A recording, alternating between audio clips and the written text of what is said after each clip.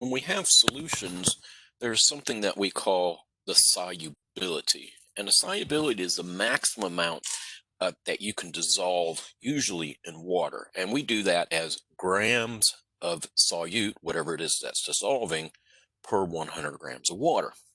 Now, if you don't have per 100, let's say that you had, say, 40 grams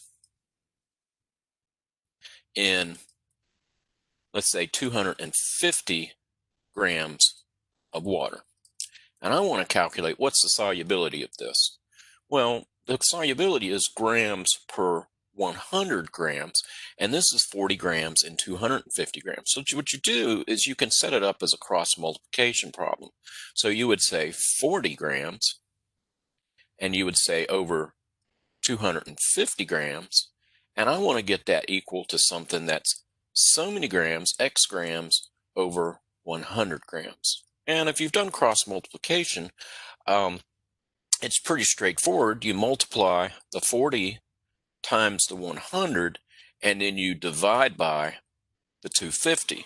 And so if we do that, let's take our 40 times 100 and divide by 250, and that gives me 16 grams, and that's 16 grams per 100 grams. And so now we have that set up as a solubility, and that's the concentration of the solution, the maximum amount that can dissolve. And so I'm going to do another example. Let's do another example over here on the left. What if we had 80 grams in 50 grams of water? And we can calculate what the solubility is for that as well. And we set it up as 80 grams per 50 grams. And that's equal to some grams over 100 grams. And we put that in our calculator, and we get 160 grams per 100 grams of water.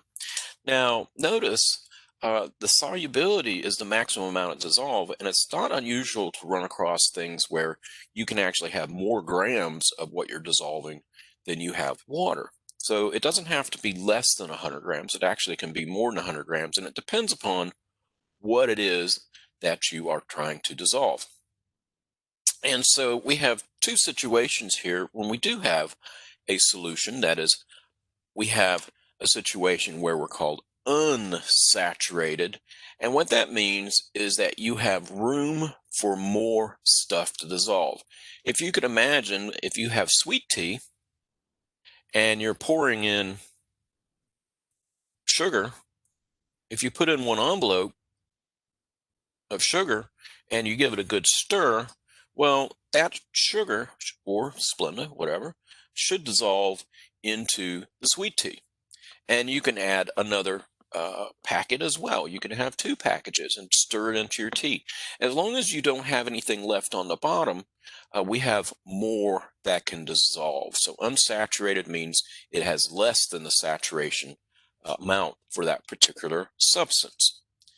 And so we also have a situation where if you just keep dumping in sugar, let's say in the sweet tea, you end up in this situation right here, that no matter how much you stir, you cannot get what's sitting on the bottom to dissolve. And so if we say sweet tea with sugar on the bottom, well, we say that sweet tea is saturated because you can't dissolve anymore.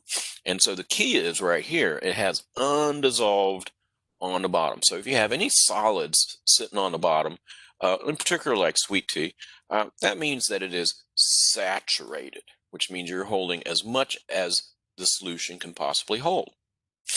And so we take a look at these for the study check, and is it saturated or unsaturated? And a thing that you are looking for, you look for solid. And if you see solid, then that's saturated. And if you don't, then it's unsaturated. So let's see, well, you look at A, and no solid, therefore it's unsaturated. And we look here and we say sugar, and what it sits at the bottom.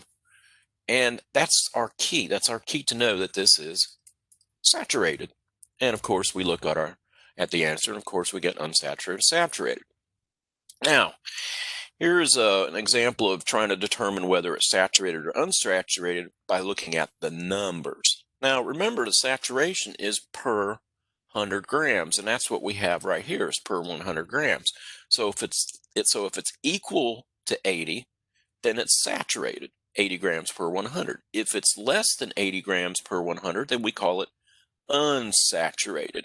Now, well, we're already at 60 grams per 100, so we really don't have to do anything here as far as getting it to per 100. Remember, if it's not per 100, we got to set it up as a cross multiplication problem.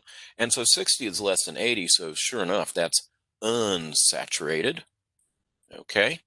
And now we see here, this is 40, this is 20, this is 200 grams and 200 grams. Okay, and the temperature specification is just so that, you know, the solubilities differ according to temperature. And so that's not per 100, but I can write it as 200 grams for 200 grams of water, set it up as a cross multiplication, and that will get us 100 grams per 100 grams. And we compare it to our solubility of KBr, potassium bromide, and we see that the 100 grams is greater than the 80 grams. So this is saturated. And then finally we have 25 and 50 grams, 25 grams and 50 grams, and we have set that up as a cross multiplication as well. And we see that we have, if we do the cross multiplication, we have 50 grams for every 100 grams. Compare to the 80, and this is unsaturated because 50 grams is less than 80 grams. We have room for 30 grams more of potassium bromide. And so we have unsaturated, saturated, and unsaturated. And so sure enough, we found it. All right, now we have a couple of trends for solubility, and these are pretty important. But the general trend now we have is that solids, the solubility of solids increases with temperature. And most everything that we have here, if you take a look at glucose, solubility of glucose goes up with temperature. That's why if you're making sweet tea, you want to dissolve the sugar when the tea is hot, because you can dissolve it easier because the solubility goes up with temperature. Now, the solubility of gases, on the other hand, goes down with temperature. Let's see, there should be, yep, goes down with temperature. And I'm going to sketch a graph for that as well. And if we go by temperature and grams per 100 grams, solubility of gases actually goes down with temperature. So we have like O2, N2, okay?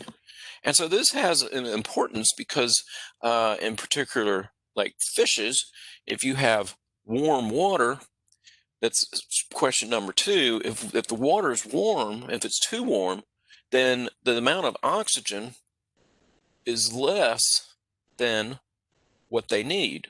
And so when we have these things called fish kills, that's actually a situation where the stream or the brook becomes too warm and the fish suffocate. And so that's the answer to number 2, and that's because the solubility of gases decreases with temperature.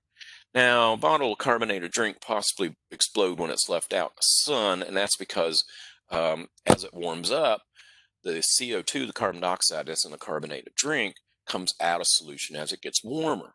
And so sure enough, that's what happens. Okay, and the final trend, so we have, what do we have so far? We have solids dissolve in liquids at higher temperatures as temperature goes up, and gases have less solubility as the temperature goes up. Now, Henry's law is depending on the pressure, and so the harder you push, the more solubility you get. Basically, you're pushing those molecules into the solution, okay? Now, the illustration here is when the pressure is released, it allows the gas molecules to come out of solution. So that's why carbonated beverages bubble, is because once you open it up, the pressure is less. It's now at atmospheric pressure, and so the gas particles can come out. And so if we sketch a trend here, we would see that pressure with solubility, as you increase the pressure, you increase the solubility as you push those carbon dioxide molecules into the soda water. And so that's your three trends. They're pretty important trends. Um, Now, so what do we have? So we have effective temperature on solubility. We have solids increase as temperature increases, gases decrease as temperature increases, and finally we have Henry's law, which just says that as you increase the pressure of the gas above its liquid, then you will push more in. Now, when we mix things together, solutions, we can form what are called insoluble precipitates. And the way we can tell that you have an insoluble precipitate is that when you mix these solutions together, you form a solid. And so we have like barium sulfate, which is insoluble, and we have some examples here of soluble versus insoluble.